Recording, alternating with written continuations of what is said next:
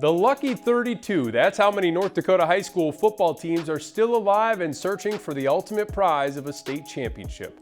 Hi again everyone, Jody Norstedt with Midco Sports here for our final Midco Sports game ball announcement sponsored by Farmers Union Insurance. It's going to a stud sophomore from the 9B ranks. More on that in a bit.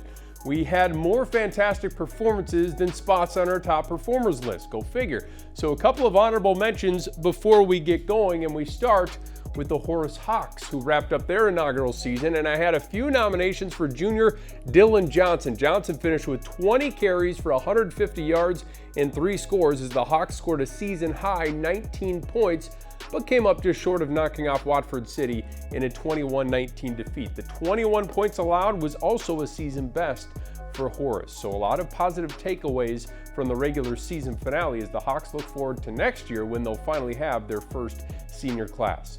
Well, if you watched our live broadcast on Thursday night, you saw Shanley receiver Connor Kraft record a hat trick of receiving touchdowns. The standout basketball player finished with 7 catches for 77 yards and the 3 touchdowns in a blowout win over St. Mary's to help the Deacons secure a home playoff game. You can probably call him a standout football player now too. Trinity's Ty Dassinger and Beulah's Mason Melmer have both been on the list before. Dassinger had a 3-touchdown game in the win over Ray Powers Lake, while Melmer rolled for 202 in the victory over Bishop Ryan. Wanted to squeeze in those honorable mentions because it's our last announcement of the season. All right, let's get to the official list of top performers. Our first honoree is a 2-for-1, and you might as well include the offensive line for a 3-for-1. Bo Arnstein and Trayton Malk of Wahpeton combined to rush for 530 yards and 9 touchdowns on just 26 carries in the lopsided victory over Turtle Mountain. That's an average of 20 yards per carry behind linemen like Riley Timian, Connor Rosenberg, Josh Byer, Zach Gunnarsson, and McCade Pickett, along with a few others. Shout out to those Huskies who go rolling up to Red River this weekend to take on one of the hottest teams in the state. The Rough Riders have allowed only 6 points over their last 3 contests. Well, we had a camera up in Elgin to capture Brandon Brunel's impressive performance and Grant County Flashers' revenge win over South Border. Brunel broke off 2 long touchdown runs, finishing with 170 yards on the ground. He also made 8 tackles on defense and had this strip and score play. Brunel was all about breaking Mustang hearts in this one. The Storm get rival New Salem in the next round. Well, I've butchered his name more than once, I'm sure, but I'm going to get it right this time. Mayport CG hitched its wagon onto the back of Zyler Carlson, and he helped will them to victory. The senior standout rushed for 150 yards and a trio of touchdowns.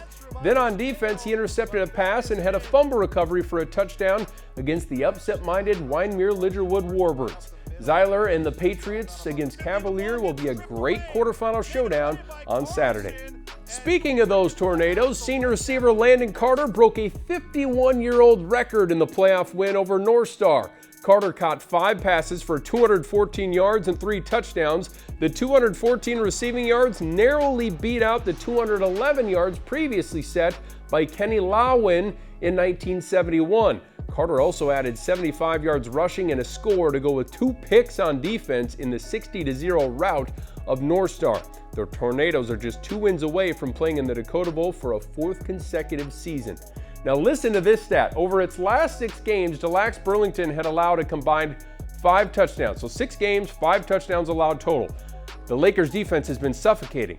Well, Shiloh Christian senior quarterback Joey Desir said, "I got this." On Saturday, the Skyhawks gunslinger accounted for 5 touchdowns himself.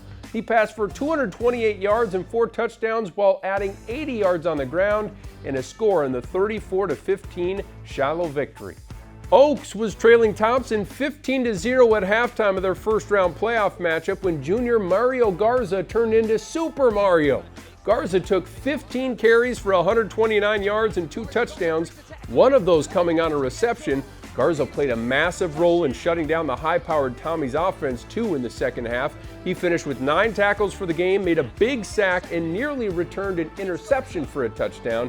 The Tornadoes outscored the Tommies 34-0 in the second half to win at 34-15, setting up a quarterfinal game at Hillsboro Central Valley.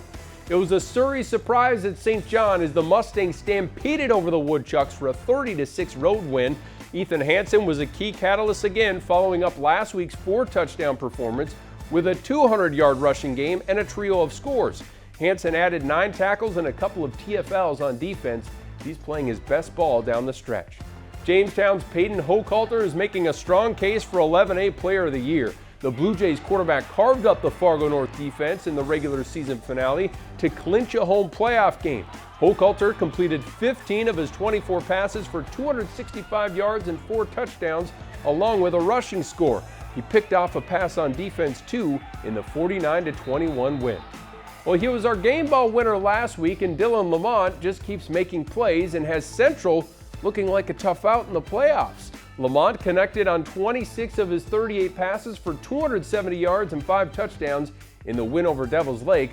Lamont and Hochhalter square off on Friday in a matchup of the 2 leading passers in 11A. Jorgen Swenson made plays on both sides of the ball in the Vikings' first-round win over Langdon Edmore Munich. Swenson completed 10 of his 12 passes for 134 yards and a pair of touchdowns. He added a plunging touchdown run on the goal line, and then defensively, number 6 picked off 2 passes, not allowing the Cardinals to fight their way back into the game. Next up for Kindred, a quarterfinal quarrel with rival Central Cass.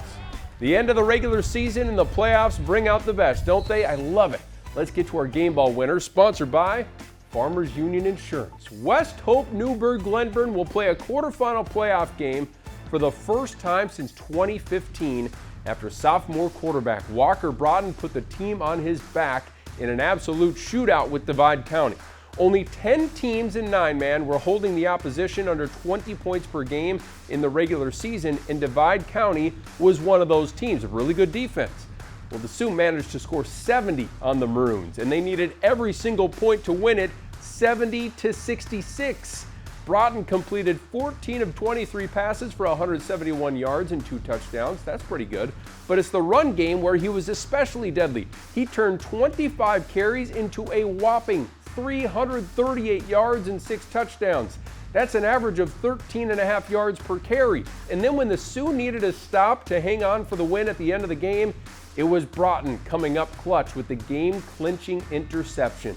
Westhope-Newburg-Glenburn dropped from 11B to 9-man this season, and in the process, they've now more than doubled their scoring output from last year. They head to North Prairie this week to play a Cougars team that beat them way back on opening night in August. Well, that's a wrap for our final game ball presentation. Congrats to all 10 of our winners this season.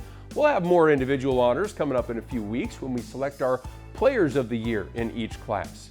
A couple of programming notes. We've added another game to our busy fall schedule. You can watch Minot at Shanley in the 11AA quarterfinal round live on Midco Sports on Friday. Our coverage kicks off at 6 o'clock. And then you keep it on the same channel for Varsity Sports Live at 10:30 as we bust out the orange suit jackets for our first full playoff weekend of high school football. Enjoy the games, everyone.